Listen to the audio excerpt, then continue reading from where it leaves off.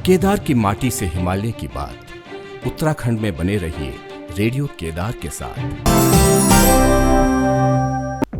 नमस्कार, एक बार फिर आपका स्वागत है 91.2 FM रेडियो केदार के इस खास कार्यक्रम में, जिसका नाम है बात पहाड़ों की।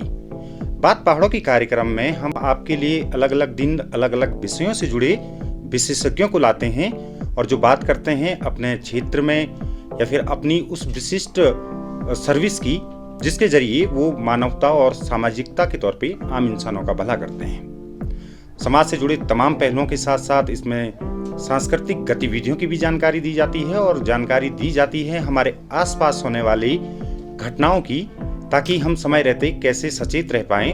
और बात नई तकनीक की भी होती है। लेकिन आज का हमारा ये कार्यक्रम बेहद खास है, क्योंकि आज के इस कार्यक्रम में हम आपको मिलाने जा रहे हैं भारतीय सेना से। और भारतीय सेना का जब जिक्र आता है तो आपने अक्सर देखा होगा कि यदि आप सड़क किनारे खड़े हों और कोई सैन्य काफिला वहां से गुजरता है तो एक गर्व की अनुभूति सारे हिंदुस्तानियों को होती है, और हो भी क्यों ना। आखिर भारतीय सेना का इतिहास जो रहा है वो गौरवशाली रहा है। और अगर देश में आज़ादी की बात करें, अपने स्वतंत्रता की बात करें, तो आज भी भारतीय सेना एक अलग आनंद दे जाती है। बात बहादुरी की हो तब भी भारतीय सेना कहीं से पीछे नहीं हटती है, और इस देश को आज़ादी के बाद से सुरक्षित रखने में भारतीय सेना ने अहम किरदार निभाया है। हमारे न जाने कितने सैनिक, कितने अधिकारी शहीद हुए हैं, और सिर्फ इसलिए कि ताकि देश आत्मसम्मान के साथ आगे बढ़ सके और देश के लोग सुरक्षित रह पाएं। आज भी हम देश में पूरी आज़ादी के साथ अगर घूम रहे हैं तो कहीं ना कहीं सीमाओं पर तैनात उन सैनिकों के बदौलत जो हर मुश्किल परिस्थिति में सीमा को खाली नहीं छोड़ते हैं। तो आज हम बात करेंगे सेना से जुड़े हुए लोगों के बारे में। साथ ही बात करेंगे कि जब भी बलिदान की बात आती है, शहीदों की बात आती है, तो उत्तराखंड भी कहीं से पीछे नजर नहीं आता। उत्तराखंड के सैनिकों ने हमेशा से अपनी बहादुरी का परिचय दिया है, और आज भी उत्तराखंड को सैनिक बाहुल्य प्रदेश कहा जाता है। किसी भी गांव में आप जाइए, आपको सेना से जुड़े हुए भूतपूर्व सैनिक हर गांव में मिलेंगे, और साथ ही उनकी बहादुरी के किस्से भी आपको सुनने को मिलेंगे। आज हम बात करेंगे उत्तराखंड में रहने वाले भूतपूर्व सैनिकों और वर्तमान सैनिकों की एक खास समस्या तो नहीं कहेंगे, लेकिन दुर्गम क्षेत्र है, और जो भूतपूर्व सैनिक या वर्तमान सैनिक हैं पहाड़ों में दूर दराज के गांवों में रहते हैं। लिहाजा केंद्र सरकार और भारतीय सेना के द्वारा कई कल्याणकारी योजनाओं की जानकारी उन तक समय से नहीं पहुंच पाती। ऐसे में उनके सामने कई बार मुश्किलें भी आ जाती हैं, और कई बार जो उनके आवश्यक कार्य होने होते हैं वो समय पे पूरे नहीं हो पाते हैं। कौन कौन सी योजनाएं चलाई जा रही हैं और भूतपूर्व सैनिकों को योजनाओं की जानकारी भारतीय सेना किस तरह से पहुंचा रही है, उसी को लेकर आज हम बात करेंगे हमारी खास कार्यक्रम बात पहाड़ों की में। इस वक्त मेरे साथ मौजूद हैं भारतीय सेना में इस समय वर्तमान में मेजर के पद पर तैनात हैं अभिषेक त्यागी जी। तो सबसे पहले तो सर आपका हार्दिक स्वागत है, और रेडियो केदार की तरफ से मैं आपका स्वागत भी करता हूं और आपका आभार भी व्यक्त करता हूं कि आपने अपना कीमती समय निकाल के हमें दिया। बहुत बहुत धन्यवाद भुवन जी। और सबसे पहले हम सेना या केंद्र सरकार द्वारा जो योजनाएं चलाई जा रही हैं उनके बारे में इस पूरे कार्यक्रम में बात करेंगे। लेकिन सबसे पहले मेजर अभिषेक जी, थोड़ा सा अपने बारे में अगर अपना परिचय हमारे श्रोताओं को दे पाएं। भुवन जी, मैं अभिषेक त्यागी उत्तर प्रदेश के गाजियाबाद जिले से हूँ। मेरे पैतृक स्थान पर कृषि एवं उद्योग मुख्य रूप से आजीविका का साधन है।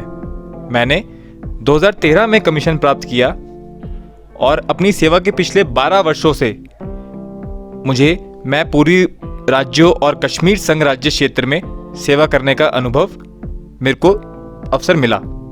पिछले 2 वर्षों से मैं देवभूमि उत्तराखंड में तैनात हूँ। मुझे देवभूमि उत्तराखंड में सेवा करने का अवसर मिलना अपने आप में एक आशीर्वाद महसूस होता है। उत्तराखंड के निवासियों में जो देशभक्ति और वीरता मैंने देखी, वह मेरे लिए यहाँ प्रेरणा और उत्साह का एक स्रोत है।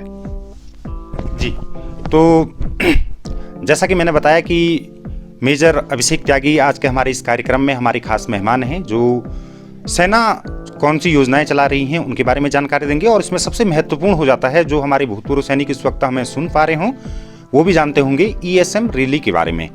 तो सबसे पहले अभिषेक सर, आपसे जानना चाहेंगे कि ये ESM रैली होती क्या है और क्या जानकारी आप भूतपूर्व सैनिकों या वर्तमान सैनिकों को ESM के बारे में देना चाहेंगे? जी भुवन जी, मुझे ये कहते हुए बहुत गर्व हो रहा है कि आज हमारी भारतीय सेना सफलता के जिस शिखर पर खड़ी है उसमें हमारे एक्स सर्विसमैन, जिनको ESM बोला जाता है, का अतुलनीय योगदान रहा है, क्योंकि इन्होंने अपने जीवन का जो अमूल्य समय देश की सेवा के लिए समर्पित किया है। मैं हमारे एक्स सर्विसमैन के लिए कहना चाहूँगा कि आप सेवानिवृत्त हुए हैं, इसका मतलब यह कदापि ना समझें कि आप भारतीय सेना से अलग हो चुके हैं, बल्कि आप हमेशा से इस परिवार का एक अभिन्न हिस्सा रहे हैं और हमेशा रहेंगे। हमें हमेशा आपके स्नेह व मार्गदर्शन की आवश्यकता रहेगी, इसका मुझे पूर्ण विश्वास है। तो अपने श्रोताओं को मैं बताना चाहूँगा कि जो सर ने बताया ESM एक्स सर्विसमैन, ये जो से रैलियाँ होती हैं एक्स सर्विसमैन को लेकर। और मैं अपने यहाँ पे अपने श्रोताओं को ये भी बताना चाहूँगा कि अगर आप उत्तराखंड में हैं, उत्तराखंड से हैं, उत्तराखंड के सुदूर गाँव से हैं, तो आप समझ सकते हैं कि गांव में जो एक्स सर्विसमैन होते हैं वो किस तरह से अपना योगदान गांव के सहभागिता की बात हो या गांव के क्रियाकलाप हों, उनमें सेवानिवृत्ति के बाद भी देते आए हैं। और कई सैनिकों ने, जो भूतपूर्व सैनिक हैं, उन्होंने अपने परिश्रम से और अपने अनुशासन से सेना से सेवानिवृत्ति के बाद भी सफलता की नई इबारत लिखी है। और आपके हमारे आसपास भी ऐसे फौजियों की तादाद काफ़ी ज़्यादा है। सर, आपसे ये समझना चाहूँगा कि जो ESM यानी कि एक्स सर्विसमैन है, आज का जो वर्तमान परिवेश है, किस तरह का योगदान आपको लगता है कि वो कर रहे हैं समाज के लिए? सेवानिवृत्ति के बाद पूर्व सैनिकों की जो भूमिका है समाज और सेना के बीच एक संयोजक यानी कि एक कनेक्टर के रूप में अत्यंत महत्वपूर्ण होती है, क्योंकि यह अपनी सैन्य सेवा के अनुभव और ज्ञान का उपयोग समाज में और सेना के भीतर पुल का यानी कि ब्रिज का काम करने के लिए करते हैं। इनके पास अपने सैन्य अनुभव की बदौलत अनुशासन, नेतृत्व और समस्याओं को सुलझाने की क्षमताएं होती हैं, जो समाज और सेना को एक दूसरे से जोड़ने में अत्यंत महत्वपूर्ण है। भुवन जी, यहाँ पर यह भी बताना चाहूंगा मैं कि ये सभी सामान्य जनमानस को देश की सुरक्षा और राष्ट्र निर्माण में सेना के योगदान से अवगत करवाते थे तथा सैन्य जीवन की कठिनाइयों, वीरता और बलिदान की कहानियों से हमारे समाज की युवा पीढ़ी के समक्ष उदाहरण पेश करते हैं, जिससे इनमें सेना के प्रति सम्मान और समझ बढ़ती है और वे देश सेवा के प्रति जागरूक होते हैं। सर, आपसे थोड़ा सा ये जानना चाहूँगा कि जो ESM रैली कराई जाती है, कौन कौन से फ़ायदे उससे एक्स सर्विसमैन को होते हैं और क्या क्या आप बता सकते हैं कि ESM रैलियों को जो आप कराते हैं जिस उद्देश्य के साथ, उनमें क्या क्या फ़ायदे एक्स सर्विसमैन को होते हैं? हम सभी लोग अवगत हैं कि उत्तराखंड का गढ़वाल क्षेत्र जो है, ये वीर सैनिकों की भूमि है, जिन्होंने अपनी जान की परवाह किए बिना मातृभूमि की सेवा की है। भारतीय सेना वीर गढ़वालियों द्वारा प्रदर्शित देशभक्ति और कर्तव्य निष्ठा को सलाम करती है। गढ़वाल क्षेत्र से स्थानीय युवा भारतीय सेना में सेवा करते हैं, जैसे कि देश के अन्य क्षेत्र के युवा करते हैं।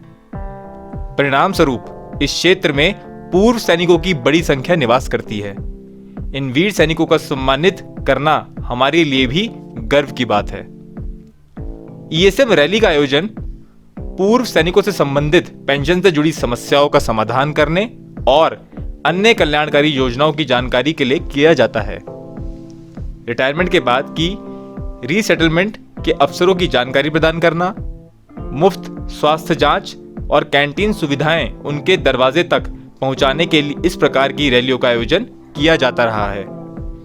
इस दौरान चिकित्सा सुविधाएं, पेंशन लाभ और दस्तावेजीकरण से संबंधित विभिन्न लेक्चर आयोजित किए जाते हैं जिसमें पूर्व सैनिकों को इन मुद्दों से संबंधित जानकारी होती है।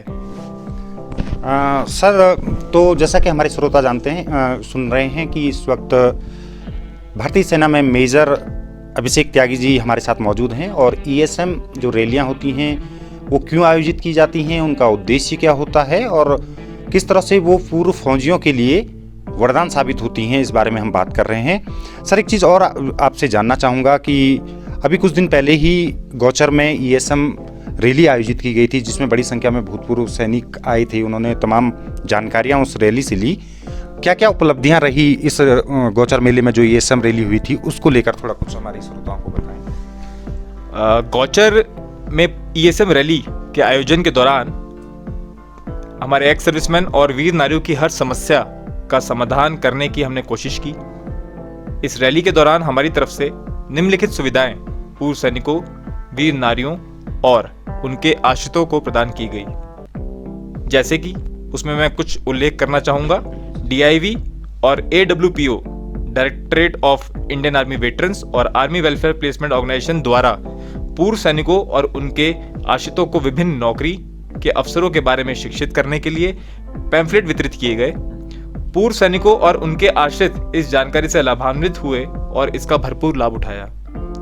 गढ़वाल रिकॉर्ड्स और वेटरन सेल उत्तराखंड सब एरिया द्वारा पेंशन और स्पर्श ऐप से संबंधित मुद्दों का समाधान किया गया।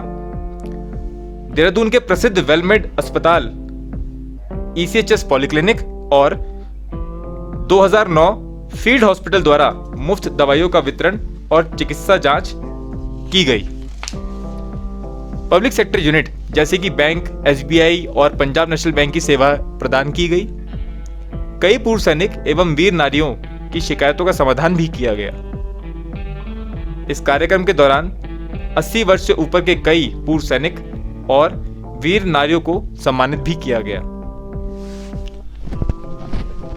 सर, थोड़ा सा आपसे ये भी जानना चाहेंगे कि हमारी जो बड़ी संख्या में भूतपूर्व सैनिक हैं, जो हमारी श्रोता भी हैं रेडियो केदार 91.2 FM के, वो अवश्य आपसे ये ज़रूर जानना चाहेंगे कि जो ESM के रैलियां या जो अन्य कार्यक्रम होते हैं भूतपूर्व सैनिकों के लिए, वो कब कब आयोजित किए जाते हैं, और अगर आप उन तक की जानकारी पहुंचाएं तो हो सकता है कि निकट भविष्य में जो भी कार्यक्रम होंगे उनकी जानकारी उनके पास पहले से रहेंगी और उसका लाभ भी उठा पाएंगे।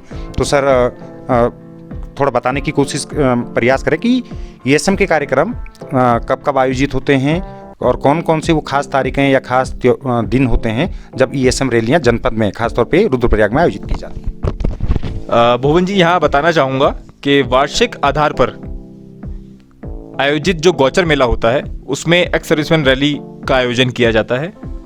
स्पर्श मेला का आयोजन रुद्रप्रयाग में प्रतिवर्ष होता है। विजय दिवस, शौर्य दिवस, कारगिल दिवस, गणतंत्र दिवस और स्वतंत्र दिवस का आयोजन भी रुद्रप्रयाग में किया जाता रहा है।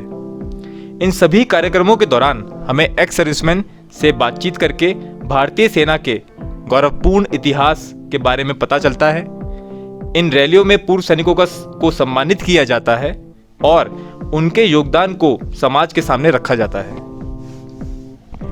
जी, धन्यवाद सर। और मैं अपने श्रोताओं को बताना चाहूँगा कि ये थे भारतीय सेना में मेजर पद पर तैनात अभिषेक त्यागी जी, और उम्मीद करता हूँ, मुझे विश्वास है कि इस कार्यक्रम को सुन के हमारे इस आज के जो बात पहाड़ों की कार्यक्रम है, इसमें जो सेना की ESM रैलियों के बारे में मेजर अभिषेक ने विस्तार से बताया, उसके बारे में सुनकर हमारे भूतपूर्व सैनिक लाभान्वित होंगे और भविष्य में जो ESM रैलियां होंगी उनमें जाकर अधिक से अधिक जानकारियां जमा करेंगे। साथ ही उन योजनाओं का जो कि केंद्र सरकार और भारतीय सेना द्वारा भूतपूर्व सैनिकों के लिए चलाई जाती हैं, उनका फ़ायदा उठाएंगे।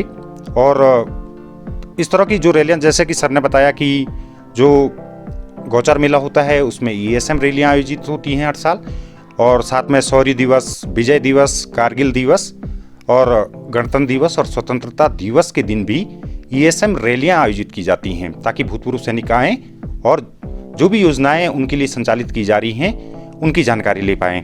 और ख़ास बात यह है कि भारतीय सेना, जैसा कि हम अक्सर बात करते हैं कि हर भारतवासी को गौरवान्वित करती आई है, और इन ईएसएम रैलियों में खास बात जानकारियाँ तो दी ही जाती हैं, जो भूतपूर्व सैनिक हैं उनके योगदान को भी याद किया जाता है और उन्हें उनकी सेवा के लिए सम्मानित भी किया जाता है।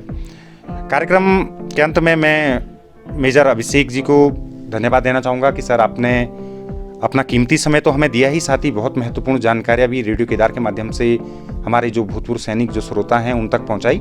इसके लिए आपका बहुत बहुत धन्यवाद। और मैं आपसे उम्मीद करूँगा सर कि निकट भविष्य में जब भी इस तरह की कोई भी जानकारी आप हमारे श्रोताओं तक पहुँचाना चाहें, भूतपूर्व सैनिकों तक पहुँचाना चाहें, तो आप अवश्य हमें याद दिलाएं और हमारी जो 91.2 FM रेडियो केदार है इसके ज़रिए उन जानकारियों को भविष्य में भी साझा करते रहें। जी बहुत बहुत शुक्रिया। धन्यवाद सर। और इसी के साथ श्रोताओं, आज का बात पहाड़ों की कार्यक्रम यहीं समाप्त करते हैं, इस उम्मीद और विश्वास के साथ कि आज का ये प्रोग्राम आपको न सिर्फ तमाम जानकारियों से भरा मिला होगा, बल्कि इन योजनाओं या इन जानकारियों का आप निकट भविष्य में फ़ायदा भी उठाएंगे। धन्यवाद और जय हिंद।